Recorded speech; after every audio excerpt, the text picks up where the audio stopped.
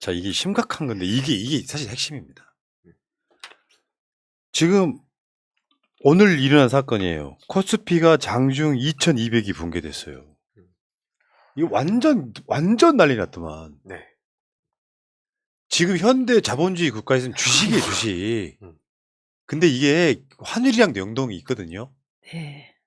민주 국가에서 투자를 어디로 갈 것이냐. 부동산, 주식, 금, 현금 다 포함되는 거예요, 투자를. 근데 이게 지금 코스피가 이렇게 떨어지고 있는 것은 분명히 신호입니다.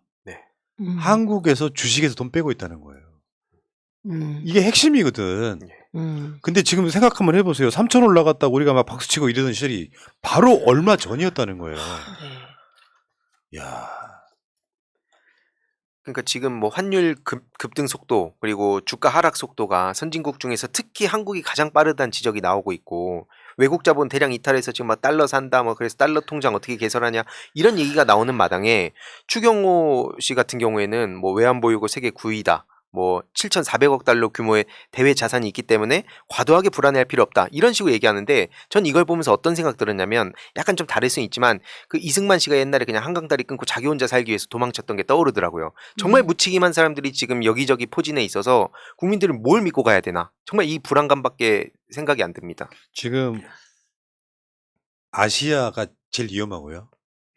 아시아가 제일 위험한데 아시아에서도 한국이 제일 위험하다는 거예요.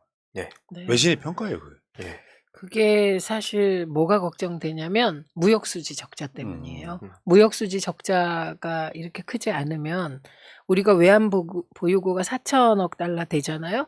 그러면 IMF 물론 이거보다 더 많이 가지고 있어야 한다고 해요. 그런데 무역수지 적자가 예를 들면 100억 불이 났다고 칩시다. 네. 그러면 이게 연말까지 몇 억 불이에요.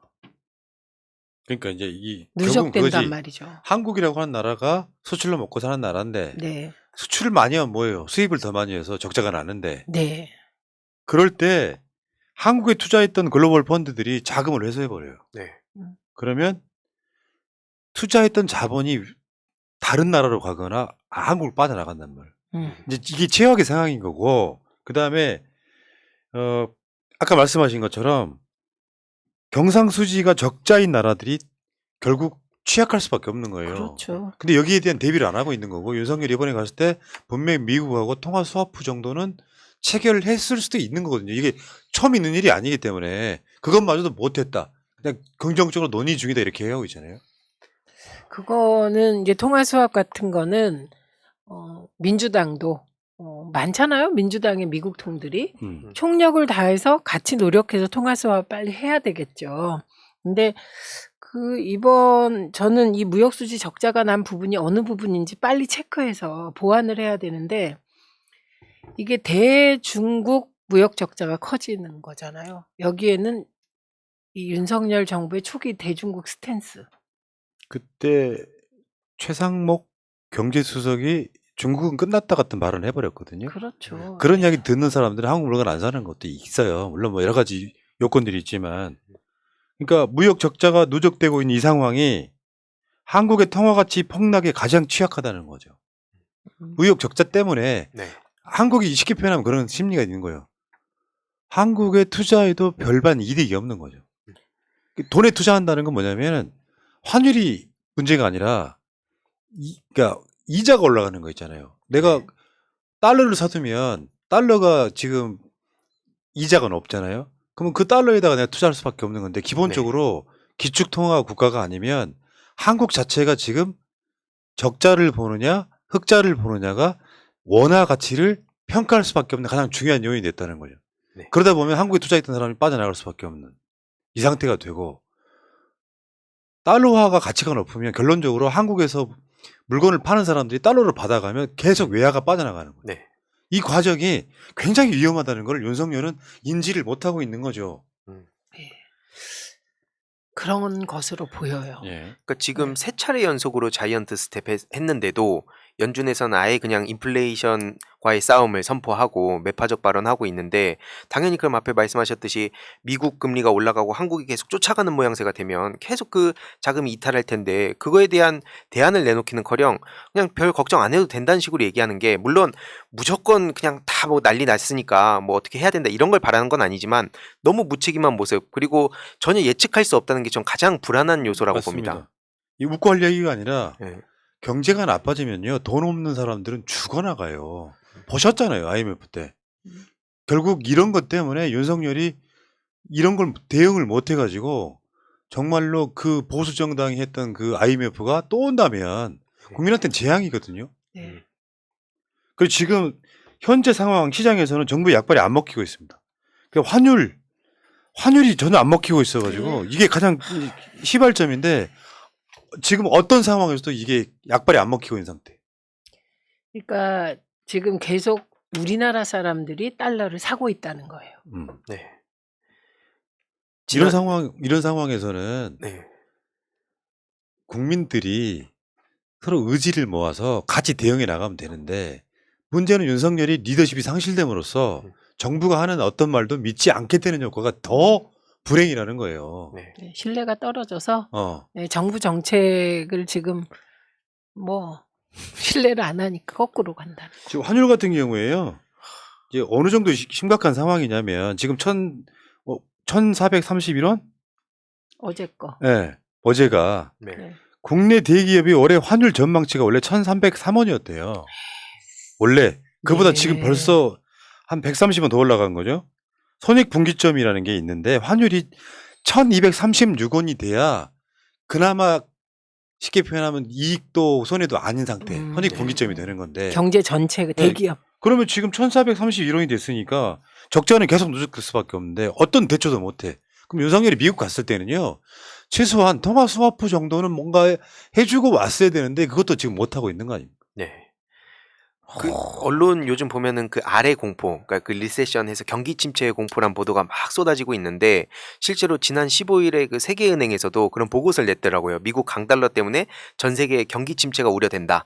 이런 상황인데 이때 문재인 전 대통령 때였다면 그래도 사람들이 당연히 불안해했겠죠. 하지만 그래도 문재인 전 대통령의 리더십, 그 여태까지의 성과, 뭐 믿음 이런 것 때문에 각자 그래도 뭔가라도 해야겠다는 생각을 했을 텐데 지금 현 정부를 보면서 과연 사람들이 이 불안감을 어떻게 해소할 수 있을까? 전 그게 정말 걱정됩니다. 경제는 심리다. 불안한 심리가 계속 악순환을 낳게 되거든요. 그러다 보면은 경제가 엉망되는데 이렇게 빨리 나라를 망가뜨리는 사람은 내가 본 적이 없는 것 같아요. 네. 본인의 문제, 기본적으로 그 정권의 도덕성 문제, 거기다가 위기 대처 능력. 그러니까 윤석열만 무능한 게 아니고요. 내가 봤을 땐 윤석열 정부의 장관들이나 그런 사람들이 다 굉장히 무능한 사람들이라고 봐요. 아니 당장에 맨들과 같이 하는 거잖아요. 네. 근데 MB 때 경제 성적이 초라하잖아요. 네.